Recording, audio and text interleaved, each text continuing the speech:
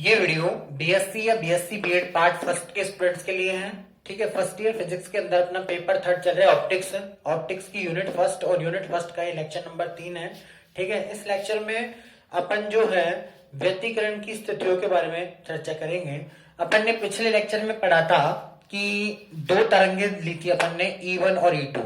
ठीक है, तो E1 इक्वल टू आपके पास था जैसे E01 sign omega T minus के x1 माइनस फाइव 1। ये पहली तरंग थी, पहली वाली तरंग का किसी समय t पर विस्थापन का समीकरण। ऐसे ही दूसरी तरंग थी आपके पास, दूसरी तरंग का किसी समय t पर विस्थापन का समीकरण था ओमेगा टी माइनस के x2 माइनस फाइव 2। ये दूसरी तरंग का किसी समय t पर विस्थापन का, इन दोनों का अपन ने अध्यारोपण करवाया। ठीक है, अध्यारोपण करवाया यानी कि अध्यारोपण करवा के आपने एक नई तरंग प्राप्त की। उस नई तरंग का जो विस्थापन का समीकरण आएगा वो इन दोनों तरंगों के योग से प्राप्त होगा। ठीक है, तो आप यहां से इनको अपन ने ऐड किया था और ये आपके पास जो है इक्वल टू आ गया था A sine omega T minus theta. ये जो इन दोनों तरंगों का अध्यारोपण से जो नई तरंग बनती है उसका किसी समय टी पर विस्थापन का समीकरण होता है equal to A sine omega T minus theta. दोनों तरंगों के अध्यारोपण से जो नई तरंग बनती है उसका किसी समय टी पर विस्थापन का समीकरण होता है ये। ठीक है, अब देखिए आप यहाँ पर जो कैपिटल ए होता है, यहाँ पर ये जो कैपिटल ए है वो नई तरंग का आयाम है। क्या है? नई तरंग या परिणामी तरंग जिसको बोलते हैं रिजल्टेंट वेव, उसका आयाम है। तो उसके आयाम को भी अपन ने कैलकुलेट किया था। उसके आयाम का स्क्वायर जो होता है वो होता है E01 square plus E02 square plus 2E01 E02 cos के डेल्टा माइनस 5। ठीक है, और इससे अगर एक तीव्रता का फॉर्मूला होता है एक नियतांक इंटू आयाम का होल स्क्वायर। तो अपन ने तीव्रता निकाली थी, तो तीव्रता आपके पास आ गई थी I equal to I1 plus I2 two root I1 I2 cos के डेल्टा, कॉस के डेल्टा। ठीक है, अब आप देखिए यहाँ पे, इधर देखिए कि कॉस के डेल्टा माइनस 5 और यहाँ पे अगर अपने कलांतर फाई की वैल्यू जो है उसको 0 मानकर एक और फॉर्मूला निकाला था I1 plus I2 two root I1 I2। ठीक है, और इसकी और कॉस के डेल्टा, यहां तक जो है अपन ने पिछले लेक्चर में देख लिया था। अब अपन ने जो अध्यारोपण का सिद्धांत पढ़ा था तो उसमें मैंने आपको बताया था कि तरंगों का अध्यारोपण दो तरीके से हो सकता है कि जैसे एक तरंग का श्रृंग और दूसरी तरंग का श्रृंग एक ही समय पर मिलता है। एक तरंग का श्रृंग और दूसरी तरंग का श्रृंग एक ही समय पर मिलता है, या एक तरंग का गर्त और दूसरी तरंग का गर्त एक ही समय पर मिलता है। तो जो नई तरंग बनती है उसका आयाम इन दोनों तरंगों के आयामों के सदिश योग के बराबर होता है। यानी कि ये नई तरंग है तो इसका आयाम क्या होगा, देखिए आप, वैसे मान लीजिए इस तरंग का आयाम है आपके पास A1। ठीक है, और इस तरंग का आयाम है A2। ठीक है, ये A1 है, ये A2 है। तो जो नई तरंग बनेगी उसका आयाम क्या होगा, A1 प्लस A2 होगा।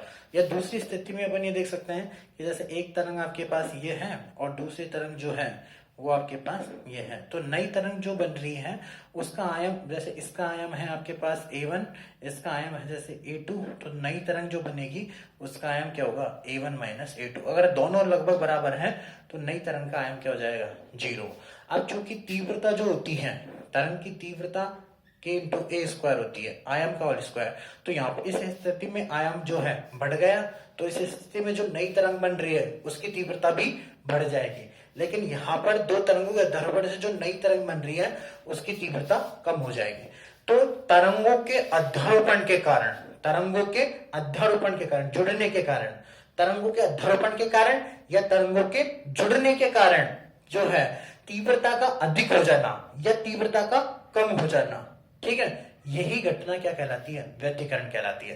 तीव्रता का असमान वितरण, प्रकाश की तीव्रता का असमान वितरण ही व्यतिकरण, यानी कि तीव्रता अधिकतम हो जाने या तीव्रता का कम हो जाना, यह घटना व्यतिकरण कहलाती है। ठीक है, अब देखिए आप, इसके बाद में ये चीजें तो अपन ने पिछले टॉपिक में पढ़ ली थी। अब यहां पर जो है व्यतिकरण की दो स्थितियां संभव है, या फिर अपन कहें कि व्यतिकरण अकेला संभव ही नहीं है, दो तरीके से व्यतिकरण होता है। व्यतिकरण का नाम ही दो व्यतिकरण हो गए, एक तो होगा संपोषी व्यतिकरण और दूसरा होगा विनाशी व्यतिकरण। तो व्यतिकरण की दो स्थितियां संभव है, संपोषी व्यतिकरण और एक है विनाशी व्यतिकरण। ठीक है, तो यहां से लिखते हैं अपन व्यतिकरण की दो स्थितियां संभव है, व्यतिकरण की दो स्थितियां संभव है, दो स्थितियां संभव है। व्यतिकरण की दो स्थितियां संभव है। नंबर एक, संपोषी व्यतिकरण, कंस्ट्रक्टिव इंटरफेरेंस।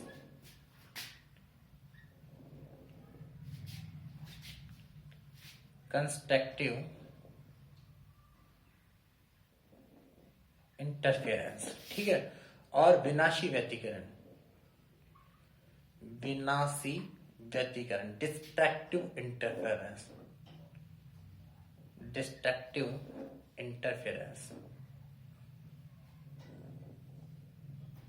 संपोषी व्यतिकरण और विनाशी व्यतिकरण। ठीक है, अब पहले अपन जो है, अब संपोषी और विनाशी व्यतिकरण को अपन दो रूपों में देखेंगे। एक तो पथांतर के रूप में, कब, जब दो तरंगों के बीच में अपन को पथांतर का पता हो तो अपन को यह पता चल जाना चाहिए संपोषी व्यतिकरण होगा या विनाशी व्यतिकरण, कब संपोषी व्यतिकरण होगा या कब विनाशी व्यतिकरण होगा। ये चीज जो है अपन दो चीजों पे डिपेंड करेगी, या तो दोनों तरंगों के बीच में पथांतर पे या दोनों तरंगों के बीच में कालांतर पे। ठीक है, तो पहले जो है अपन देखते हैं पथांतर के रूप में, पथांतर के रूप में संपोषी और विनाशी व्यतिकरण। पथांतर के रूप में संपोषी और विनाशी व्यतिकरण, संपोषी और विनाशी व्यतिकरण।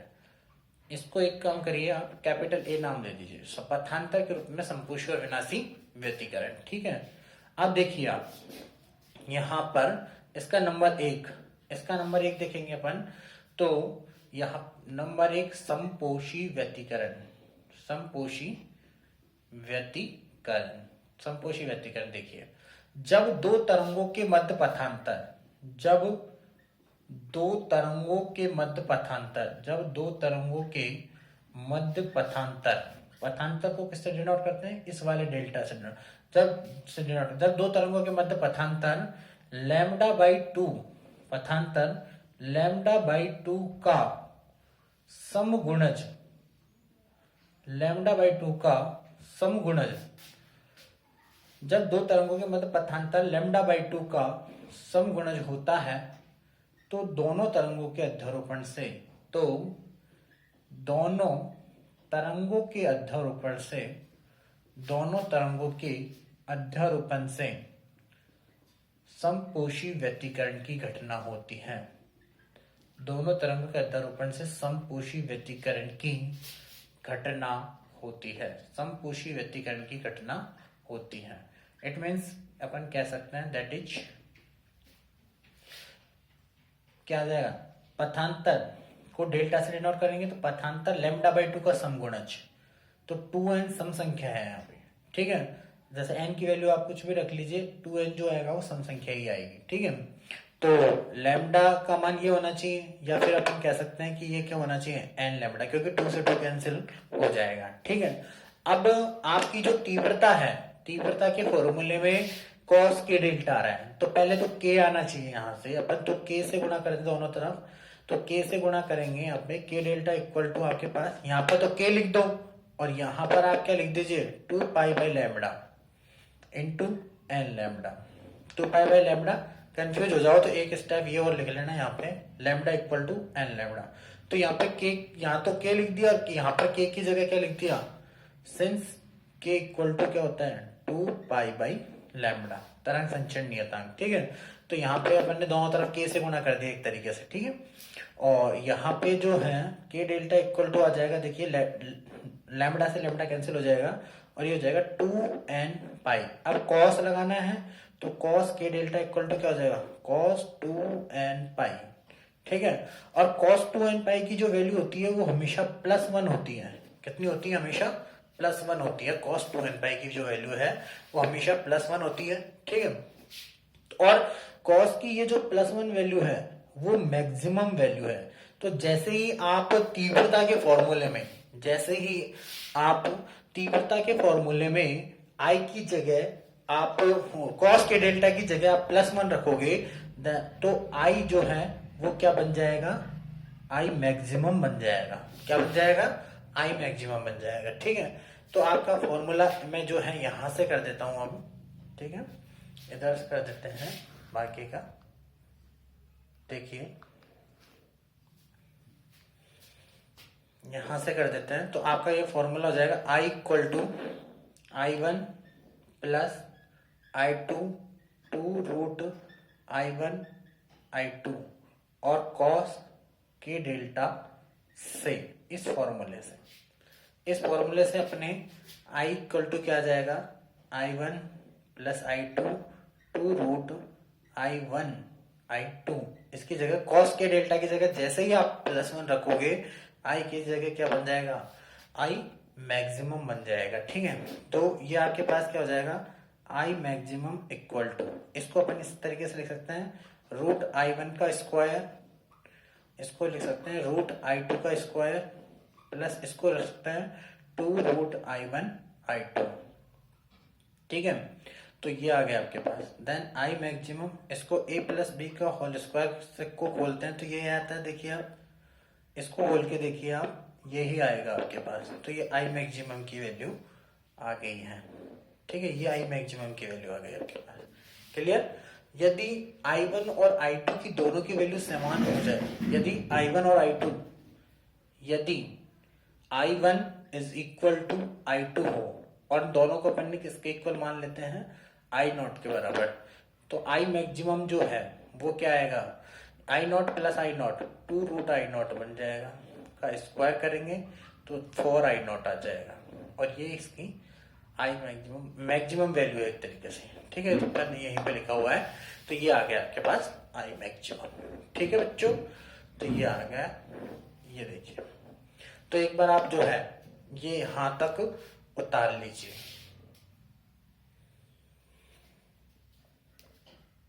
यहां तक उतार लीजिए एक बार आप।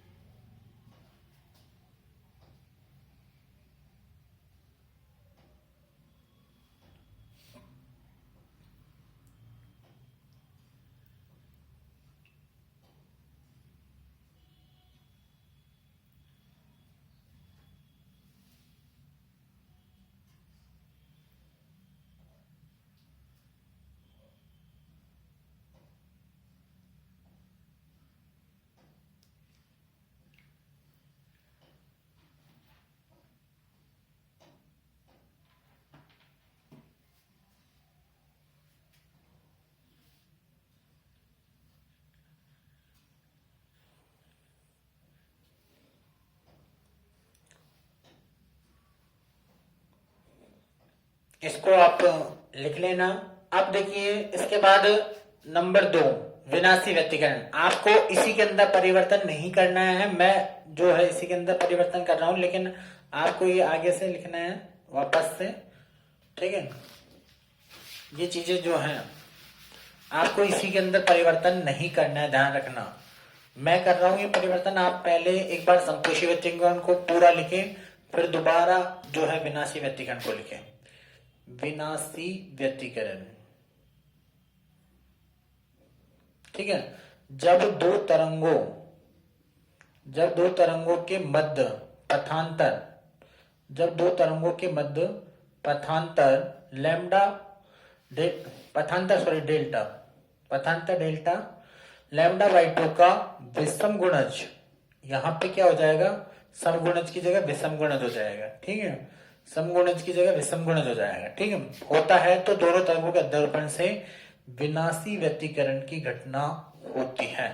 अर्थात ये इसमें क्या हो जाएगा, प्लस माइनस वन कर दो आप, क्योंकि सम संख्या में एक जोड़ दो या घटा दो तो आपके पास ये आ जाएगा।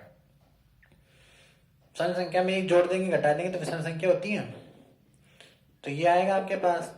ये बीच वाला को लिखने की जरूरत ही नहीं पड़ेगी अब की बार। तो यहां से के से गुणा करेंगे अपन तो आ जाएगा के 2n plus minus 1 lambda by 2। ठीक है, तो यहाँ पे जो आएगा ये क्या आएगा, 2 से 2 कैंसिल, लैम्डा से लैम्डा कैंसिल हो जाएगा और ये हो जाएगा आपके पास 2n प्लस माइनस 1 पाई, यानी कि विषम पाई। विषम पाई के मान कितना होता है हमेशा, -1, और -1 जो कॉस की जो वैल्यू है वो मिनिमम वैल्यू है। क्या है, मिनिमम वैल्यू। और जब कॉस के डेल्टा की जगह आप -1 रखोगे तो आई की जगह क्या हो जाएगा, आई मिनिमम हो जाएगा।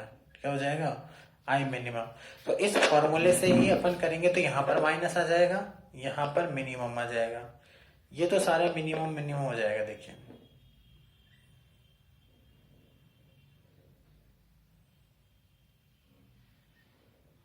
ठीक है, यहाँ पे क्या आएगा माइनस, यहाँ पे क्या आएगा माइनस। अब ये समान और ये समान हो जाएंगे तो ये घट जाएंगे आपस में, और यहाँ पे क्या आ जाएगा आपके पास, ये नहीं आएगा बल्कि ये क्या आएगा, I naught minus I naught का whole square is equal to 0। तो ये विनाशी व्यतिकरण हो जाएगा, लिख लीजिए।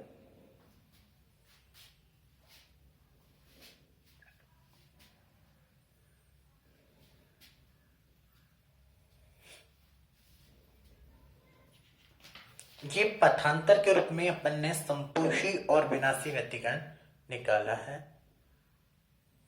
अब एक फॉर्मूला जो कि आपके न्यूमेरिकल्स के लिए काम आएगा वो ये आएगा, आप आई मैक्सिमम और I minimum, I maximum upon I minimum, ये न्यूमेरिकल्स के लिए काम आएगा। आई मैक्सिमम की वैल्यू क्या है आपकी, √I1 और √I2 का स्क्वायर, और आई मिनिमम की वैल्यू क्या है, √I1 माइनस √I2 का होल स्क्वायर। ये फॉर्मूला आपके जो अभी अपन ने आई मैक्सिमम और आई मिनिमम निकालना है उससे ये फॉर्मूला निकाल लेते हैं दोनों का अनुपात फॉर न्यूमेरिकल्स। ठीक है,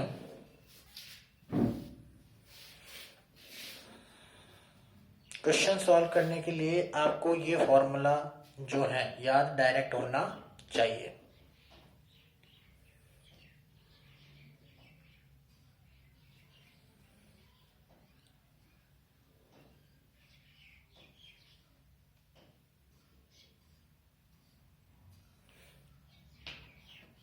लिख लीजिए,